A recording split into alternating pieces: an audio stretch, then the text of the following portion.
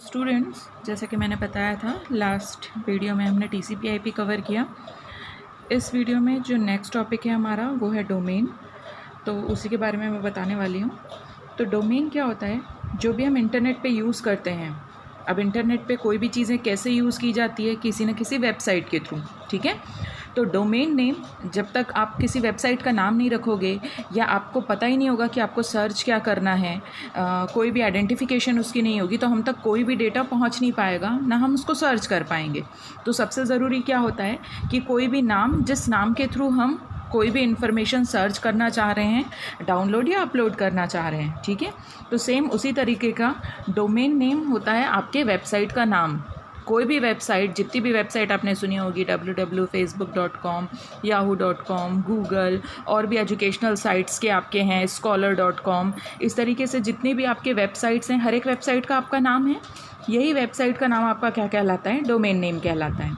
यानी domain name एक ऐसा एड्रेस जिसके थ्रू इंटरनेट यूज़र एक्सेस कर सकते हैं वेबसाइट में दी हुई इन्फॉर्मेशंस को, ठीक है। जस्ट लाइक मैनुअली यदि हम समझें तो मार्केट में यदि आप लेने जाते हैं तो किसी भी सब्जेक्ट की कोई भी बुक है, फिज़िक्स है, मैथ्स है, कंप्यूटर है, अकाउंट्स है, तो उसके कई आपके जो होंगे राइटर्स होंगे और हर एक राइटर ने अलग अलग नाम दे के रखा होगा। तो यदि आप सिर्फ इतना बोलते हैं अकाउंट की बुक दे दीजिए, तो वो अकाउंट की बुक के नाम पे बहुत सारी बुक्स आपको दिखाएंगे। तो पब्लिकेशन के नाम पे वो आइडेंटिफाई होता है या जो राइटर्स हैं उनके नाम पे आइडेंटिफाई होता है। तो सेम ऐसे यहाँ पे भी कि डोमेन नेम वो नेम है जो वेबसाइट को दिया जाता है जिसके थ्रू आपके जो सब्सक्राइबर हैं या इंटरनेट यूज़र हैं वेबसाइट को एक्सेस कर सकें और उसके थ्रू कौन से कंप्यूटर में वो वेबसाइट सर्च की जा रही है ये भी पता लगाया जा सके, ठीक है। अब डोमेन नेम है वो कई कॉम्बिनेशन से मिलकर बनता है। सिर्फ एक ही बात, जैसे कि मैंने अभी एग्जांपल दिया कि सिर्फ अकाउंट की बुक बोलना सफिशिएंट नहीं है, आपको पब्लिकेशन बताना पड़ेगा, आपको राइटर बताना पड़ेगा, हो सकता है आपको वॉल्यूम बताना पड़े। तो सेम ऐसे ही डोमेन नेम यानी कि आपके वेबसाइट का जो एड्रेस या फिर नाम रखा जाता है उसके लिए कुछ चीज़ें ज़रूरी होती हैं। जैसा कि आप यहाँ पर देख पा रहे होंगे, ये लाइन मैंने लिखी हुई है, ठीक है। तो डोमेन नेम में सिर्फ एक फेसबुक बोल देना या सिर्फ एक याहू बोल देना सफिशिएंट नहीं है। तो डोमेन नेम में सीरीज़ होता है, वो सीरीज़ नेम की जो सीरीज़ होती है वो लेटर का कॉम्बिनेशन हो सकता है, नंबर का कॉम्बिनेशन हो सकता है, स्पेशल कैरेक्टर का कॉम्बिनेशन हो सकता है और एक्सटेंशन का कॉम्बिनेशन हो सकता है, ठीक है।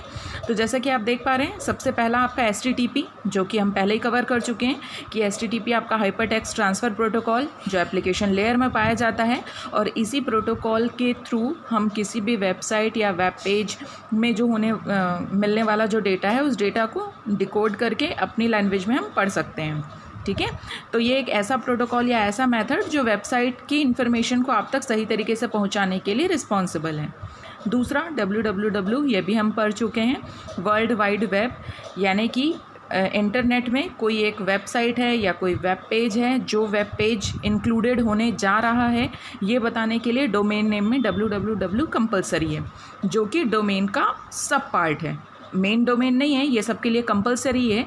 जितने भी आपके वेबसाइट्स आएंगे वो www में आएंगे। जस्ट लाइक आप बुक खरीदने के लिए बुक शॉप में जाते हैं, ना कि किसी ज्वेलरी शॉप में या क्लोथ शॉप में, ठीक है। तो वैसे ही यहाँ पे वर्ल्ड वाइड वेब इंटरनेट से संबंधित किसी भी सूचना की जानकारी देने के लिए आपका कॉमन है, ठीक। फिर उसके बाद आता है डोमेन नेम। यही डोमेन नेम आपका रूट डोमेन कहलाएगा।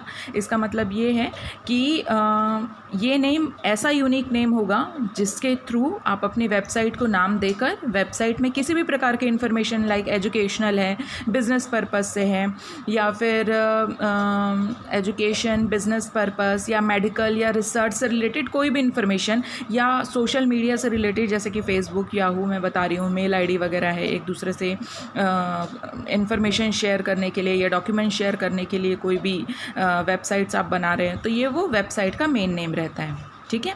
फिर उसके बाद आता है लास्ट में एक्सटेंशन। ये एक्सटेंशन भी कंपलसरी पार्ट है।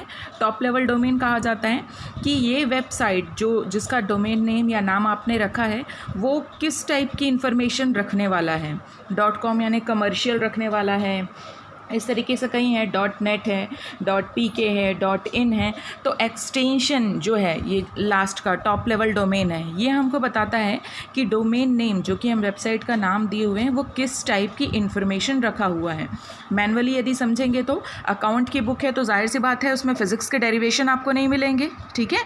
तो अकाउंट की बुक जो कि कॉमन है, कॉमन एक्सटेंशन है सब चीज़ों के लिए, उस कॉमन एक्सटेंशन को डोमेन नेम जो कि आपका ऑथर हो सकता है, जो आपका वॉल्यूम नेम नंबर हो सकता है, वो आइडेंटिफाई करता है या उसको सेपरेट करता है, ठीक है। तो सेम ऐसे ही जब भी किसी वेबसाइट के थ्रू हम इंफॉर्मेशन देखते हैं, सर्च करते हैं या लोड करते हैं, तो उसके लिए हर एक का डोमेन नेम कंपलसरी है। तो अब आप लोग डोमेन नेम समझ गए होंगे कि सर्च की जाने वाली वेबसाइट का जो नाम है या उसका जो एड्रेस है वो आपका क्या कहलाता है, डोमेन नेम, ठीक है। और ये जो HTTP से लेके जो एक्सटेंशन तक का है ये पूरा मिला के एक ओवरऑल क्या कहलाता है, URL यानी यूनिफॉर्म रिसोर्स लोकेटर, यानी वो एड्रेस, ओवरऑल एड्रेस जिसके थ्रू हम वो पूरी वेबसाइट और उस वेबसाइट के अंदर जो वेब पेजेस में इंफॉर्मेशन है उस इंफॉर्मेशन को सर्च कर सकते हैं। जस्ट लाइक सिर्फ मेरा बुक शॉप बोल देना सफिशिएंट नहीं है। बुक शॉप में कौन से बुक शॉप, सदर मार्केट की, पंडरी मार्केट की, ठीक है। तो वैसा ही ये जो URL है ये पूरा कवर करता है आपका HTTP से लेकर आपके .com तक, और ये है आपका डोमेन नेम जिसके through internet user information search कर सकते हैं।